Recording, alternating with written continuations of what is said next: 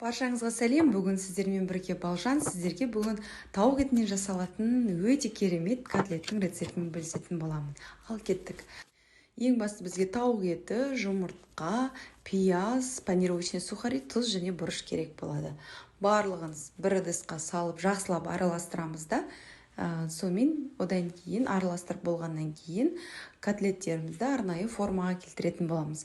Котлеттерімізді формаға келтіру қолымызға жабыспау үшін қолдарыңызды сулап жасасаңыздар оңайлау жасалынады. Сөйтеміз де котлеттерімізді ұнға аунатып аламыз.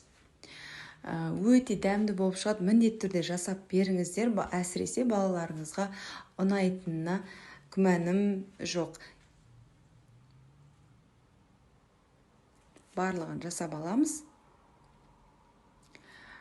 Қызып тұрған майымыз уже қызып тұр.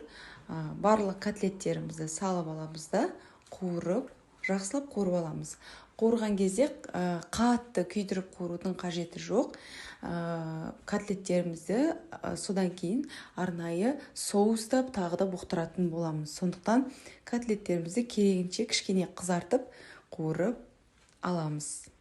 Мінекей котлеттерімізді аударып жатырмыз.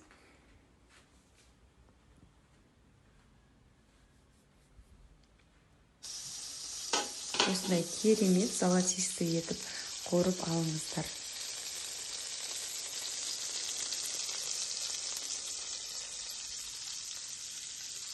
Мінекей барлығын қуырып алдым, дайындап. Енді осы котлеттерімізді бір шетке алып қоямыз.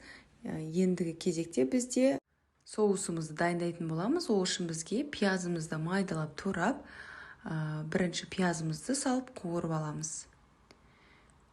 Пиязымызбен бірге чеснок салсаңыздар да болады. Жақсылап пиязымызды қуырып алғаннан кейін, оның үстіне болгар перецін салып, оны да жақсылап қуырып алатын боламыз. Үстіне дәміне қарай тұз және бұрыш саламыз. Ең керекті бізде ол сметананы 3-4 қасық саласыздар. Сөйтемізде болгар перец мен пиязды барлығын жақсылап араластырып аламыз. Және оның үстінен салқын 300 мл су құйып, соусымызды қайнатып аламыз.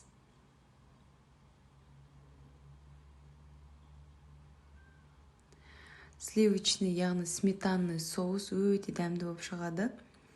Қараңыздар, қайнап шықты бізде. Енді котлеттеріміздің барлығын тізіп шығатын боламыз. Котлеттерімізді 10-15 минутқа бұқтырып қоятын боламыз. Сонымен котлеттеріміз дайын болады. Гарнирге өздеріңіз қалағандай гарнир жасасаңыздар болады. Мінекей уже біздің котлеттеріміз дайын.